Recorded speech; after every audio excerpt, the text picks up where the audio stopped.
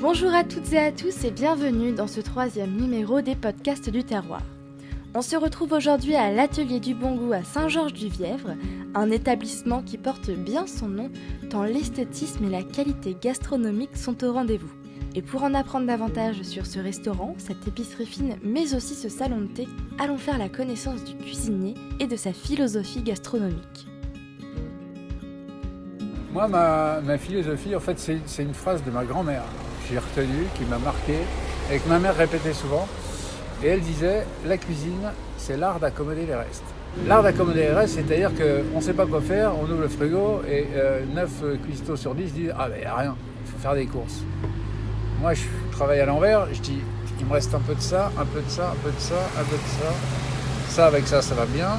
Si je rajoute ça, ça peut être pas mal, et je trouve toujours un truc à faire.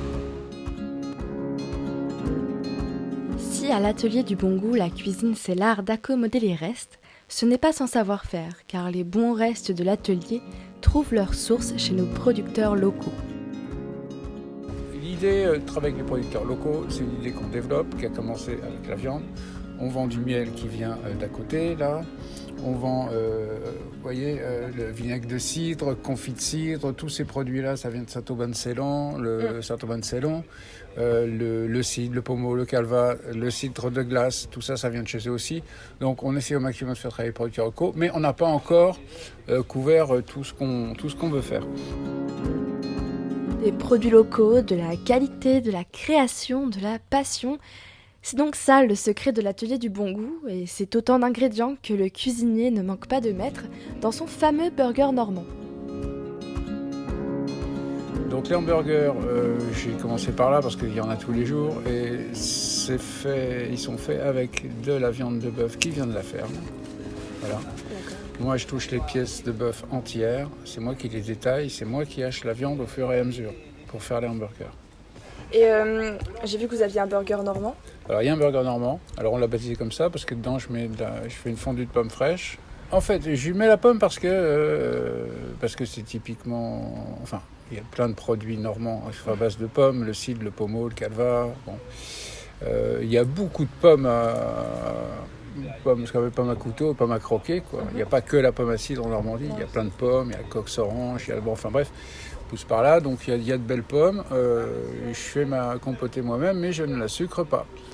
Je laisse le fruit nature, comme il est. S'il est très sucré, très sucré. S'il est moins sucré, il est moins sucré. Mais je ne rajoute pas de sucre dedans.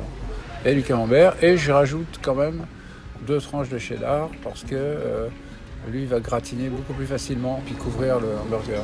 Et le camembert qui va fondre, mais avant de le retirer, il faut vraiment du temps. Il va se partir en ébullition, le camembert, mais il ne va pas gratiner vraiment.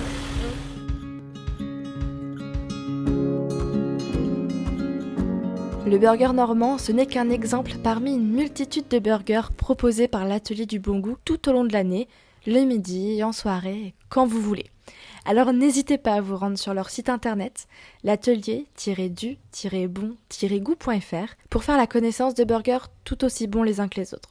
Mais aussi parce que l'Atelier du Bon Goût, ce n'est pas que des burgers. C'est aussi une carte qui varie selon les trouvailles du jour, un salon de thé, un bar qui réjouira les amateurs de bière, un dépôt de pain le lundi matin, et une épicerie fine cosmopolite.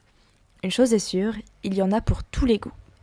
Alors, si vous voulez passer un bon moment, un moment chaleureux autour d'une assiette de qualité, n'hésitez pas à contacter l'Atelier du Bon Goût au 02 79 05 05 00. Et de mon côté, je vous dis à bientôt pour un nouveau podcast.